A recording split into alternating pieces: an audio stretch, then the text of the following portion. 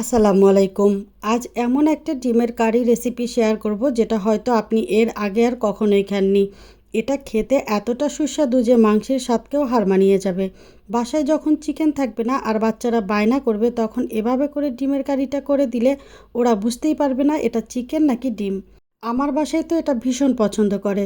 অল্প পোস্তদানা, বাদাম বাটা, টক দই আর মাত্র 4টা ডিম দিয়ে 4 জনের পরিবারে 2 বেলার জন্য যথেষ্ট হয়ে যাবে এই রান্নাটা।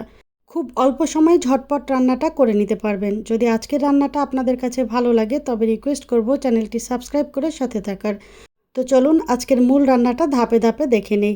এখানে আমি 2টা পেঁয়াজ কুচি আর 3টা কাঁচামরিচ কুচি করে নিয়েছি। এখন স্বাদ মতো লবণ দিয়ে কাঁচামরিচ এবং পেঁয়াজ খুব ভালোভাবে ম্যাশ করে নিব। ম্যাশ করা হয়ে গেলে দেখেন এখানে আমি নিয়েছি 4টা ডিম। এবার এই ডিমের মধ্যে ম্যাশ করা পেঁয়াজ কাঁচামরিচ দিয়ে দেব, দিয়ে খুব ভালোভাবে মিশিয়ে নিব আর ডিমটাকে একটু ভালোভাবে ফেটিয়েও নিব। ডিম ভালোভাবে ফেটিয়ে নেওয়ার পরে চলে এলাম চুলায়। একটা প্যানে আমি পরিমাণ মতো দিয়ে দিচ্ছি সাদা তেল। তেলটা ভালোভাবে গরম করে নিব আর প্যানের চারপাশটাতে একটু লাগিয়ে নিব। এখন ফেটানো ডিম থেকে পরিমাণ মতো ডিম এখানে দিয়ে দিচ্ছি। চুলার আঁচ মিডিয়ামে রেখে ডিমটা ভেজে নিব। খুব কড়া করে ভাজবো না, যেহেতু এই ডিমটা পরেও আবার রান্না করা হবে। উল্টে দেওয়ার প্রয়োজন নেই, একটা পাশ সুন্দর করে ভাজা হয়ে গেলে ফোল্ড করে নিব। এভাবে ফোল্ড করে নিলে ডিমের টুকরোগুলো দেখতে বেশ সুন্দর হয় আর রান্নার পরে এগুলো ভেঙেও যায় না। দেখতেই পেয়েছেন এখানে কিন্তু ডিমটা খুব কড়া করে ভাজিনি। আস্তে আস্তে চেপে চেপে দিব, এতে ভেতরের কাঁচা অংশটা খুব সুন্দর করে কুক হয়ে যাবে। এরপরে ডিমটাকে 4টা ভাগে ভাগ করে নিব।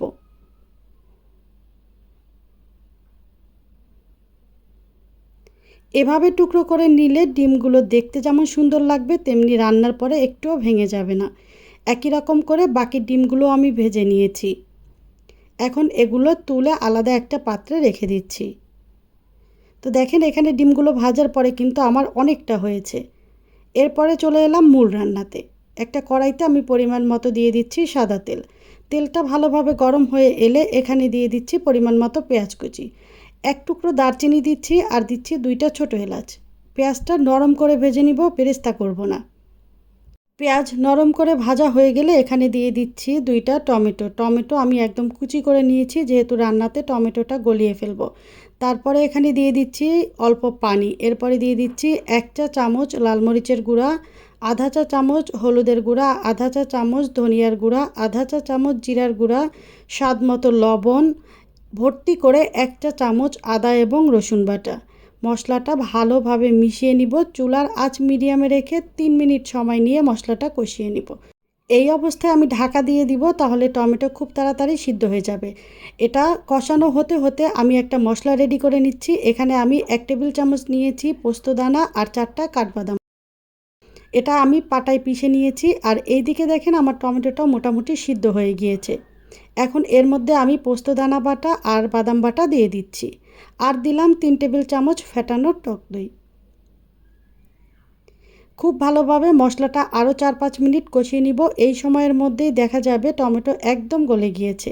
আমি আবারও ঢাকা দিয়ে দিচ্ছি। আর কষানোর এই সময়তে আমি কিন্তু বেশ কয়েকবার নেড়ে চেড়ে দিয়েছি, যেহেতু এখানে টক দই আর বাদাম বাটা ব্যবহার করা হয়েছে।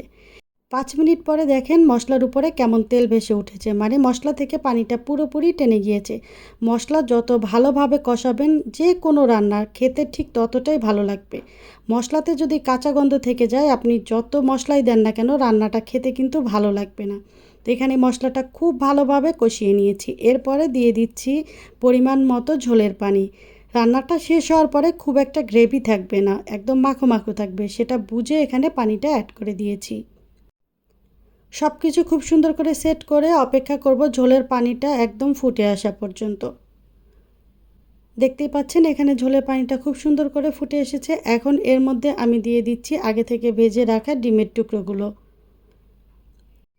একটু আস্তে ধীরে সুন্দর করে ডিমের টুকরোগুলো দিয়ে দিতে হবে, ভেঙে ফেলা যাবে না। ডিমের টুকরোগুলো দিয়ে দেওয়ার পরে আলতো হাতে নেড়ে চেড়ে সুন্দর করে ঝোলের পানিতে ডুবিয়ে দিব।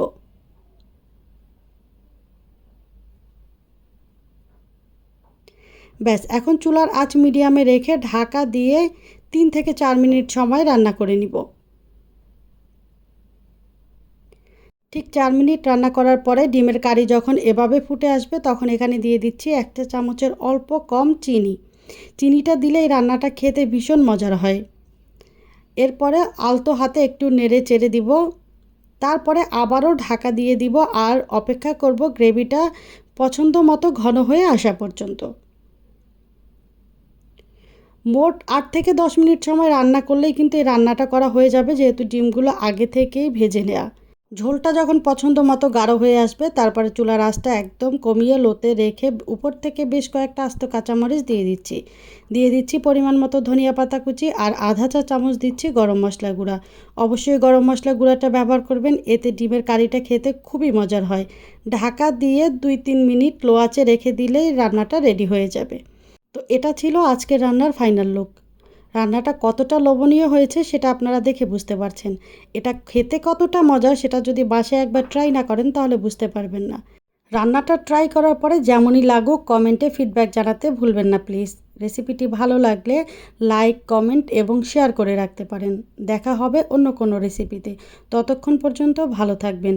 আল্লাহ হাফেজ।